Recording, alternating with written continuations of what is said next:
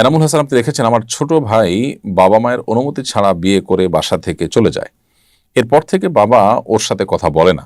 এমনকি তিনি মাকে বলেছেন, তুমি যদি আমার ছেলের কাছ থেকে কোনো পয়সা নাও, তুমি যদি তোমার ছেলের কাছ থেকে কোনো পয়সা নাও, কিয়ামতের মাঠে আমি তোমাকে মাফ করব না। আমার পরিবার খুব ঋণের মাঝে আছে, তাই মা ওর কাছ থেকে নিরুপায় হয়ে টাকা নেন, এতে কি মার গুনাহ হচ্ছে? ভাই এনামুল হাসান, আপনার ছোট ভাই অন্যায় করেছেন, মা বাবাকে না জেনে বিয়ে করেছেন। কিন্তু যদি সে একেবারে অজায়গায় না যায়, আপনাদের সাথে সামঞ্জস্যপূর্ণ হয়, এরকম জায়গায় যায় এবং দিনই দিনদারিতা মেয়ের ভেতরে এটা দেখে, মেয়ের পরিবারের মধ্যে এটা দেখে সে বিয়ে শাদী করে থাকে, বা একেবারে খুব বেশি যেটাকে বলে অস্বাভাবিক অসামঞ্জস্যপূর্ণ কোনো কাজ না করে থাকে, তাহলে তার এটাকে মেনে নেওয়া উচিত আপনাদের, এবং যেটা করে ফেলেছে সে সেটাকে সন্তুষ্ট চিত্তে আপনারা গ্রহণ করা উচিত। অন্তত অ্যাটলিস্ট জেনা তো হচ্ছে না, গুনাহ তো করছে না, সেই জায়গা থেকে আপনার বাবাকেও বোঝানো উচিত। আর আপনার বাবা যে আপনার মাকে বলেছেন যে ছেলে থেকে টাকা এনে কি আমাদের মাফ করবেন না, এটা রাগের কারণে বলেছেন। আপনার বাবাকে বোঝানো উচিত এই অবস্থান থেকে তিনি যেন সরে আসেন, এটাই হলো মূল সমাধানের পথ।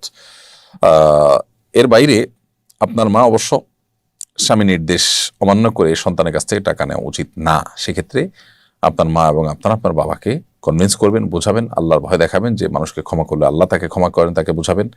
আর না হলে আপনার মা তিনি সন্তানের কাছ থেকে, অর্থাৎ ছেলের কাছ থেকে আর টাকা নিবেন না। যেহেতু স্বামী নিষেধ করেছেন, তার সে নিষেধাজ্ঞাটা মেনে চলা তার জন্য জরুরি। একান্ত নিরুপায় হয়ে গেছেন, তখন জীবন রক্ষার প্রয়োজন হলে ভিন্নতা। সাধারণত সেরকম সিচুয়েশন হয় না। স্বামী আছেন, স্বামী নিশ্চয়ই দেখভাল করছেন, ভরণ পোষণ দিচ্ছেন, এবং আপনার আরও সন্তান আছে। এই জন্য এই আপনার মায়ের জন্য স্বামীর নির্দেশ লঙ্ঘন করে ছেলের কাছ থেকে টাকা নেওয়া উচিত হবে না। তবে মায়ের টাকা নেওয়া বন্ধ করার চাইতে বাবার অবস্থানটাকে পরিবর্তন করাটা বেশি গুরুত্বপূর্ণ। কারণ আত্মীয় স্বজনের সাথে, রক্ত সম্পর্কে কারোর সাথে এভাবে দূরত্ব তৈরি হয়ে থাকুক, এভাবে ডিভাইডেশন থাকুক, পার্থক্য থাকুক, ইসলাম সেটা চায় না।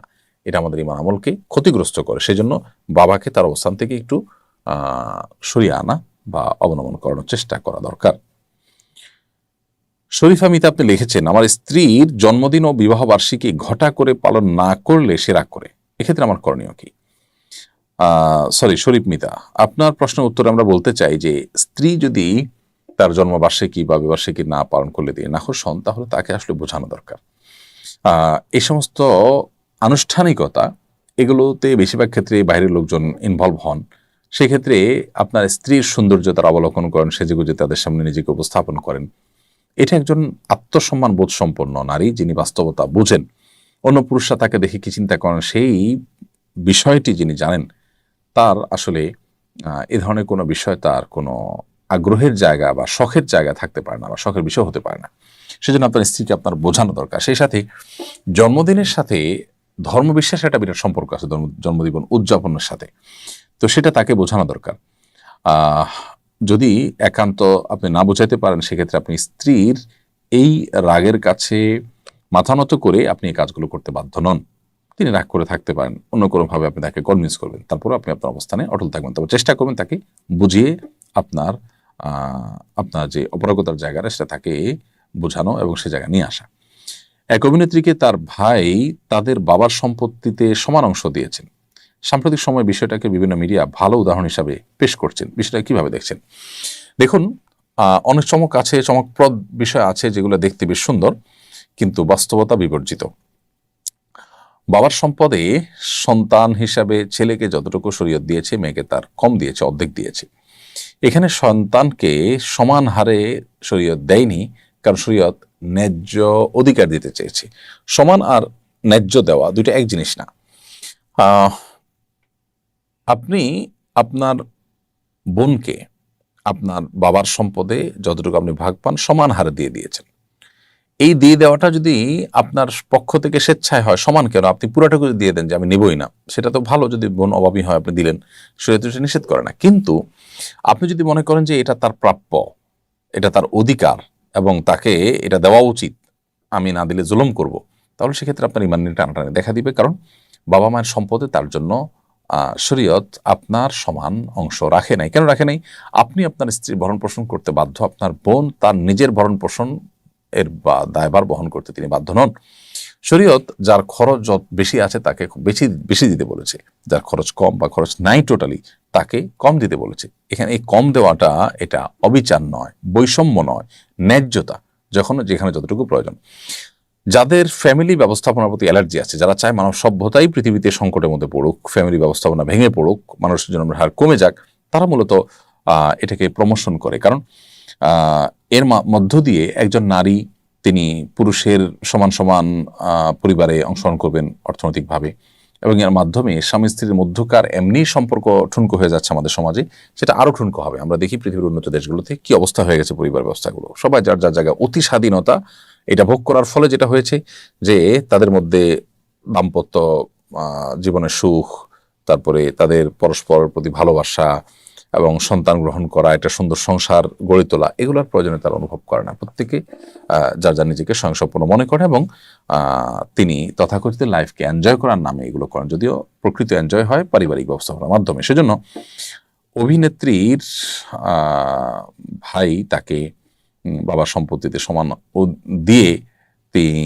উদারতার পরিচয় দিয়েছেন। যদি তার নিজে থেকে তিনি দিয়ে থাকেন, আল্লাহর বিধানের প্রতি তার যদি কোনো সংশয় থাকে, তাহলে সেটা তার ঈমান হরণ করার বিষয় হবে। আমাদের এক শ্রেণী মিডিয়া আছে যারা পশ্চিমা বিভিন্ন সংস্কৃতিকে দেশে প্রমোট করে থাকে, যারা এই দেশের সংস্কৃতির বিরুদ্ধে অবস্থান নিয়ে থাকে, তারা এগুলোকে নানাভাবে ভালো উদাহরণ হিসাবে দেখাবে। এর এর চাইতে হাজারটা ভালো উদাহরণ আমাদের সমাজে আছে, সেটা কিন্তু তারা দেখবেন যে অবলীলায় এড়িয়ে যান। তারা একটা নির্দিষ্ট এজেন্ডা বাস্তবায়ন করার জন্য মূলত এই প্রক্রিয়াটা অবলম্বন করেন। আল্লাহ তাআলা আমাদেরকে তাদের সমস্ত ষড়যন্ত্র থেকে হেফাজত রাখুন। এমনি রাসেল লিখেছেন যে নারীরা কথায় কথা অভিশাপ দেয় তার বিধান কি, তাদের দোয়া কি কবুল হবে? নারী হোক আর পুরুষ হোক, কথায় কথা অভিশাপ দেওয়াটা এটা ভালো জিনিস নয়। নবী করিম সাল্লাল্লাহু আলাইহি সাল্লাম তার সম্পর্কে হাদিসে বর্ণিত হয়েছে যে নবী করিম সাল্লাল্লাহু আলাইহি সাল্লাম তিনি লাআন, তাআন, ফাহিশ এবং বাযী ছিলেন না। অর্থাৎ কথায় কথা অভিশাপকারী, মানুষকে দোষারোপকারী, তারপর অশ্লীল উক্তিকারী, অশ্লীল কাজ করা মানুষ, অথবা নিচু কথা বলা, নিচু চিন্তার এরকম কোনো চরিত্রের থেকে আল্লাহ নবী সাল্লাল্লাহু আলাইহি ওয়াসাল্লাম পবিত্র ছিলেন। তার মানে তিনি কখনো এগুলো করতেন না।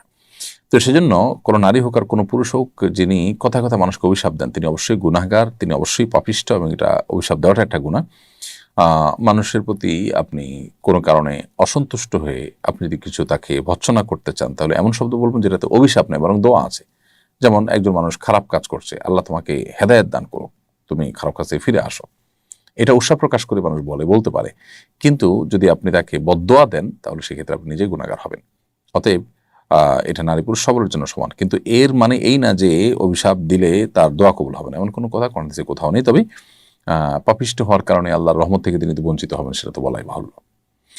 আমাদের মা বোনেরা ইফতারের সময় হওয়া সত্ত্বেও মসজিদে আজান না দেওয়া পর্যন্ত ইফতার করেন না। মহল্লার মসজিদে আজান না দিলে কি ইফতার করা যাবে না? দেখুন, মহল্লার মসজিদে আজান না দিলে ইফতার করা যাবে না, ব্যাপারটা তা না। ইফতারের সম্পর্ক আজানের সাথে নয়, সূর্য ডোবার সাথে। সূর্য ডুবেছে এটা নিশ্চিত হয়ে গেলে আপনি ইফতার করে ফেলবেন। যে ইমাম সাহেব আজান দিচ্ছেন, যারা আজান শুনে আপনি ইফতার করবেন, তার আগ মুহূর্তে আপনি ইফতার করবেন না। ওই মুয়াজ্জিন সাহেব বা ইমাম সাহেব নিজে তো আগে সূর্য ডুবার পরে কিছু মুখে দিয়ে তারপর আজান দেন, তাহলে আপনার আগে তিনি ইফতার করেছেন, আপনি কেন ইফতার পরে করবেন? নবী করিম সাল্লাল্লাহু আলাইহি ওয়াসাল্লাম বলেছেন, এই উম্মত ততদিন পর্যন্ত কল্যাণের মধ্যে থাকবে মা আজ্জাল ফুতুর ও আখারুস সুহুর, যতদিন তারা ইফতার তাড়াতাড়ি করবে এবং সাহারি দেরিতে করবে, ততদিন পর্যন্ত তারা কল্যাণের মধ্যে থাকবে। বিধায় সময় হওয়ার পর ইফতার তাড়াতাড়ি করে ফেলা উচিত, বিলম্ব করা উচিত না, নামাজ আজানের জন্য অপেক্ষা করা উচিত না, যদি সূর্য ডোবাটা নিশ্চিত হয়ে যায়।